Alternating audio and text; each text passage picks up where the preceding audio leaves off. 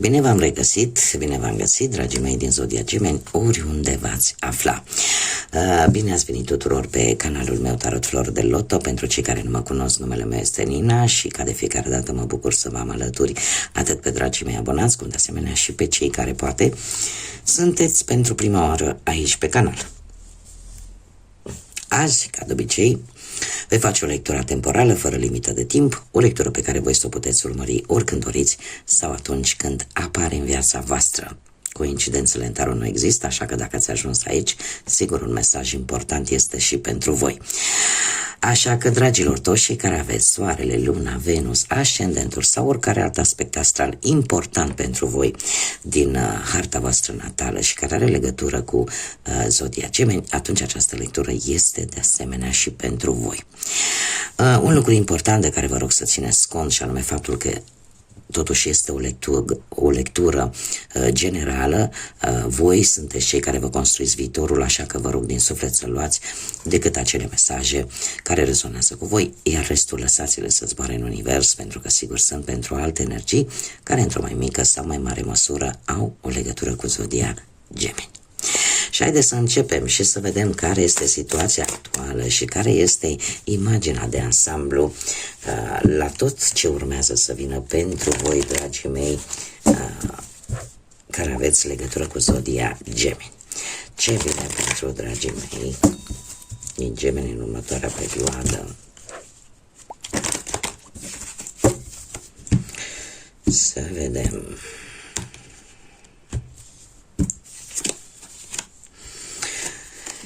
Hei, dragilor, se pare că ați trecut în ultima perioadă prin un anumit conflict, posibil să fie chiar un conflict intern cu voi înșivă sau conflict poate chiar cu anumite energii. Ați avut parte de o schimbare după acest conflict, indiferent că este unul interior sau are legătură și cu alte persoane, totuși se pare că fiecare și-a urmat interesul. Posibil ca unii dintre voi să fi traversat o perioadă de conviețuire la comun cu alte persoane, unde, desigur, au apărut poate neînțelegeri, discuții și anumite conflicte. Da? De ce? Pentru că nu suntem persoanele în general, oamenii în general, suntem diferiți, gândim diferit și avem principii diferite. Da? Acum, dacă vorbim de conflictul vostru interior, posibil să este o caracteristică, aș zice, care scoate în evidență un pic Zodia Gemeni. De ce? Pentru că voi, ca și energie, cumva sunteți foarte schimbători. Da? De multe ori, în multe situații. Da? Tocmai pentru că sunteți foarte flexibili și vă schimbați opiniile cu o relativă ușurință. Da? Și vorbesc la modul general vis-a-vis de Zodia Gemeni. Bun, în prezent avem un 3 de cupe. Un 3 de cupe care se pare că vă pregătiți, nu știu, poate cu prieteni, cu familiari, în general cu cercul vostru restrâns, vă sprijină în acest moment pentru un anumit eveniment important care va urma în următoarea perioadă. Aveți un 4 de bâte care vorbește de un eveniment important legat probabil de familie sau în general de cercul vostru restrâns, cum ar fi nuntă, botez, nu știu, orice fel de sindrofie, ori pur și simplu următoarea perioadă pentru voi va fi o perioadă de stabilitate, tocmai pentru că aveți, cum să spun eu, aveți sprijinul unor persoane apropiate, unor persoane probabil de suflet, de lângă voi, indiferent că poate sunt prieteni, nu? Nu e obligatoriu să fie neapărat numai membrii ai familiei, dar vine o situație, un eveniment care pentru voi va aduce o stabilitate, poate din mai multe puncte de vedere și din mai multe aspecte ale vieții. Haideți să vedem ce ne spune și acest tarot al pădurii mistice. Voi lucra astăzi și cu oracolul pădurii mistice, dar acum începem cu tarotul și să vedem ce vine pentru dragii mei din Gemeni în următoarea perioadă de când voi urmăriți această lectură. După cum bine vedeți, mi-am reparat și degetul, am avut nevoie de un pic de timp, dar totul e bine când se termină cu bine. Și acum îmi pot refolosi degetul. Deci, dragii mei, pe plan profesional, se pare că lucrurile au fost destul de echilibrate în ultima perioadă. Au fost destul de echilibrate și nu știu dacă zodia Săgetător vă spune ceva sau are vreo legătură cu acest lucru.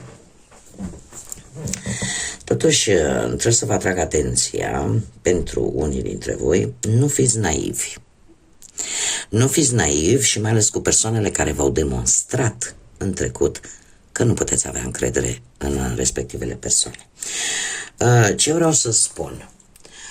Pe partea asta a muncii, se pare că ați avut probabil mulți dintre voi o muncă destul de stabilă, o colaborare destul de bună. În general, lucrurile au mers destul de echilibrat. Sau poate voi ați încercat să fiți echilibrați, să aveți răbdare, să încercați să vă adaptați cât mai bine poate la o nouă situație, la un nou loc de muncă sau la anumite persoane și ați încercat așa să evitați conflictele pe cât posibil, dar în prezent, și acesta este un 7 de spade care mie nu-mi place să fiu cinstită, se pare că ceva s-a întâmplat. De ce? Ori șefii nu mai au încredere în voi, ori voi, dacă sunteți șefi, să aveți mai multă grijă cu angajații voștri, ori poate chiar dacă căutați un job, parcă nimeni nu vă inspiră încredere. Și atunci, cel mai bine ar fi să căutați, poate prin contacte foarte vechi, dar foarte vechi, pe care voi le cunoașteți de foarte, foarte mulți ani, dintr-un trecut foarte îndepărtat. Ce ar fi de spus? Faptul că ori se spun anumite minciuni vis-a-vis de voi, ori cineva încearcă să vă trădeze și vă trage de limbuț așa ca să aibă ce să spună lui șeful sau chestiuni de genul ăsta. Aș mai vrea să mai spun un lucru, faptul că aș pune accent să nu cădeți în acea plasă în care voi să fiți dispuși să faceți anumite manevre cu prețul integrității voastre. În partea asta din prezent, viitorul apropiat vine cu judecata. Judecata reprezintă în primul și în primul rând cauza și efectul. În funcție de cum veți manevra situația în prezent, veți vedea și efectele. Per total, vreau să văd. Da.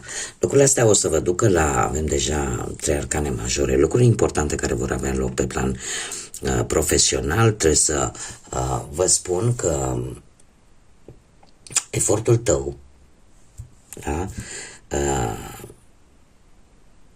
te va duce către luarea unei decizii foarte importante în următoarea perioadă. Și ori te vei decide asupra schimbării locului de muncă sau a unei mutări profesionale sau poate vis-a-vis de o anumită afacere familiară. Familiară sau o afacere care o ai cu prietenii sau poate chiar cu perechea ta. Avem de asemenea aici, sunteți voi, sunteți reprezentați voi, aveți tendința să luați decizii influențați de, cum să zic eu, de multe ori să o influențați de ceea ce vă spune, de o superficialitate mai mult, de ceea ce vă spune inima, ca să zic așa. Da? Și sunteți dispuși, veți fi dispuși să faceți un compromis important. Tocmai pentru că sunteți dispuși la o schimbare. Dar ce vreau să vă spun, mare grijă cu ceea ce voi faceți astăzi va avea repercursiuni în următoarea perioadă. Haideți să mergem mai departe, să vedem pe plan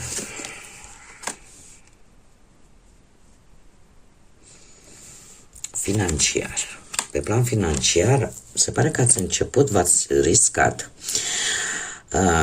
În ceea ce privește bănuții cu situație financiară, v-ați fost dispuși să vă asumați un anumit risc și în continuare se pare că nu vă deziceți de el, pentru că așa că Zodia Rac vă spune ceva care să aibă legătură cu banii, dar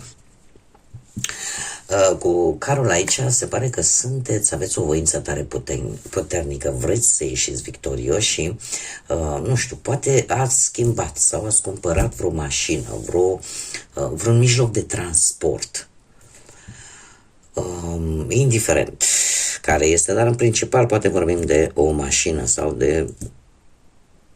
de ceva cu care poți să te miști într-un loc în altul.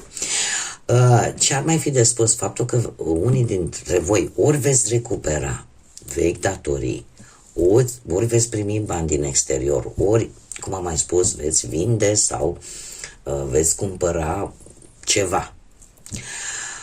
Cert este că în prezent se pare că ați avut parte sau veți avea în curând parte de anumite câștiguri destul de neașteptate pentru voi. 4 de monede. Următoarea perioadă pentru voi va fi una în care veți fi foarte strânși la pungă, nu veți da drumul la bani foarte ușor. Acest 4 de monede îmi vorbește de lipsa, totuși nu sunt probleme pe partea asta financiară, dar cumva se pare că vei pune foarte mult preț pe bani sau pe partea asta financiară și probabil că unii dintre voi se vor hotărî să facă anumite economii la sânge. Pentru ceva anume, poate. Și sunteți hotărâți, foarte hotărâți din punctul ăsta de vedere. Pe plan sentimental, pentru dragii mei din Gemeni, cei care sunteți într-o relație, ați avut o perioadă destul de sumbră, destul de încurcată, în care ați fost un pic blocați, parcă nu reușeați voi să vedeți lucrurile fix așa cum erau ele. Totuși apare aici, nu știu, Zodia Berbec, dacă vă spune ceva, e posibil ca starea voastră, de fapt, să fie provocată poate ori de cineva, vreo energie din Zodia Berbec, ori poate de cineva din familie. Tată, frate mai mare, bunic, unchi, nu știu.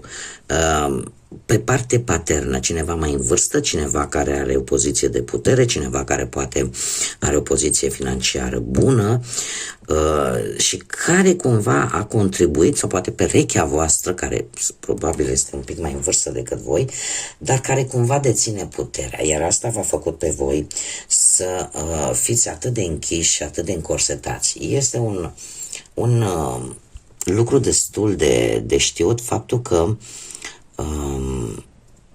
voi sunteți o fire foarte curioasă. Vouă nu vă place să fiți încorsetați, nu vă place să fiți strânși, ca să zic așa, da? Pentru că vă plictisiți foarte repede și în general nu prea suportați convenționalismul ăsta, da? Adică tocmai pentru că aveți această energie vivace, această energie foarte curioasă. Și atunci se pare că această stare pe care tot ați avut în ultima vreme este cumva provocată de această energie. Următoarea perioadă pentru voi se pare că vine cu foarte multe responsabilități, mai ales pe plan sentimental. E ca și cum ai zice,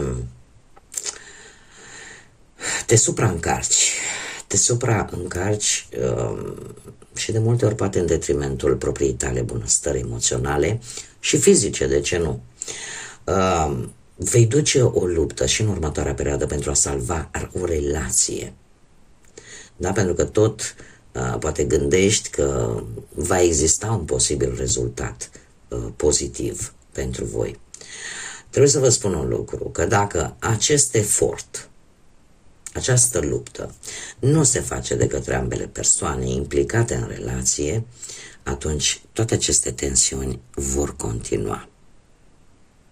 Și din câte văd eu aici, se pare că este cineva decât unul dintre voi se luptă. Nu știu dacă sunteți voi sau cealaltă persoană, dar această luptă se duce de către o singură persoană. Mergem mai departe și următoarea perioadă se va vedea.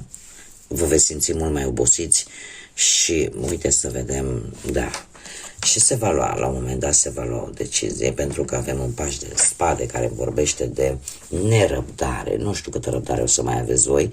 Cert este că veți lua decizia să vă dați un pic de spațiu. Pentru că conflictele, chiar dacă nu foarte grave, dar tot conflicte rămân, nu vor ceda, adică ele vor continua, chiar indiferent de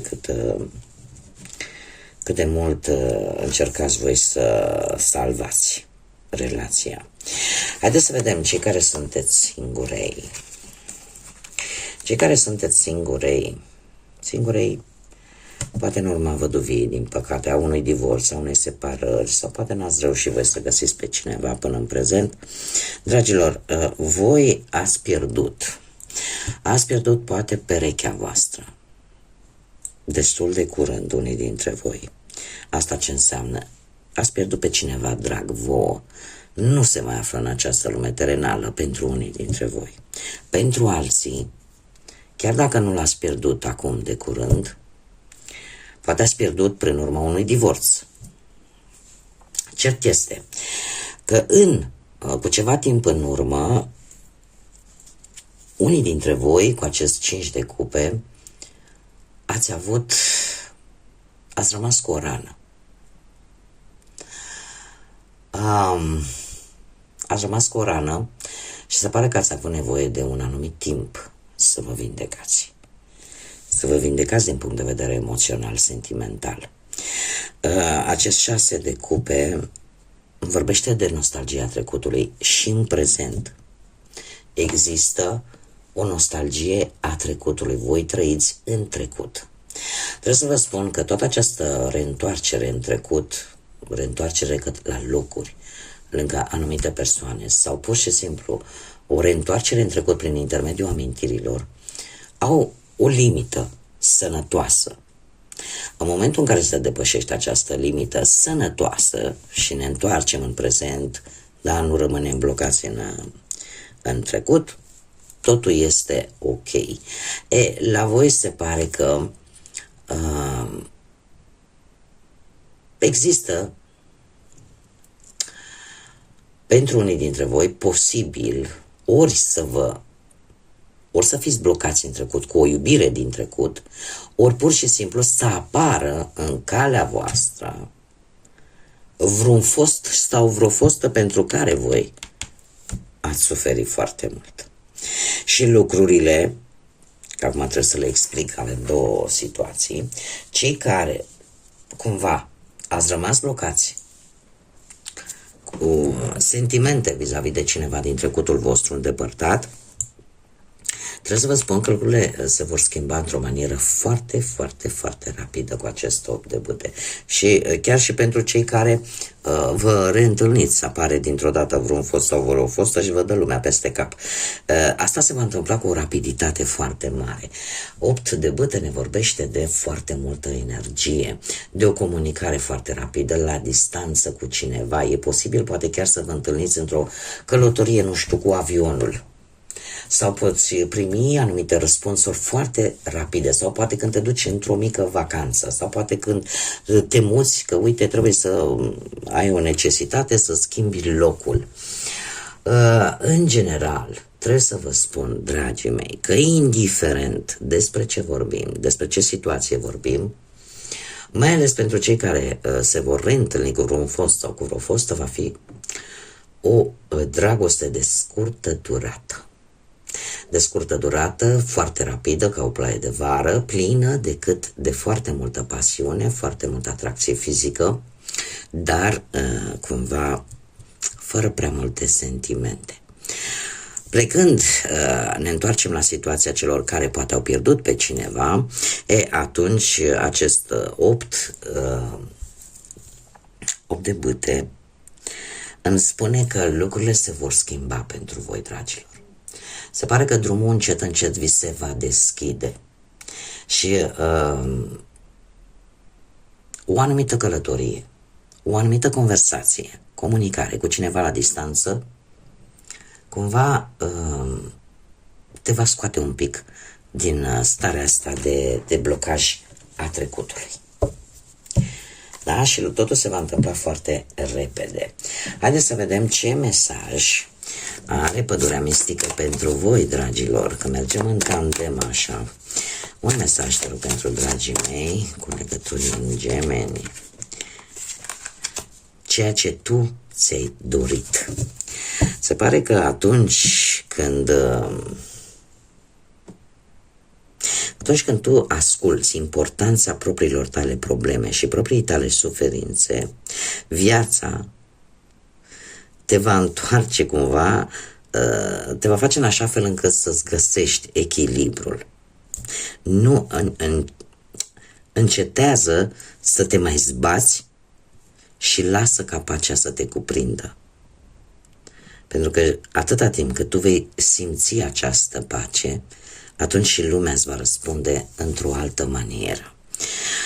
Poți obține, de fapt mesajul per general este că poți obține ce-ți dorești. Singurul lucru important este să-ți înveți lecțiile care sunt de învățat și în felul ăsta, dar să nu uiți să trăiești, pentru că în felul ăsta îți vei găsi acel echilibru.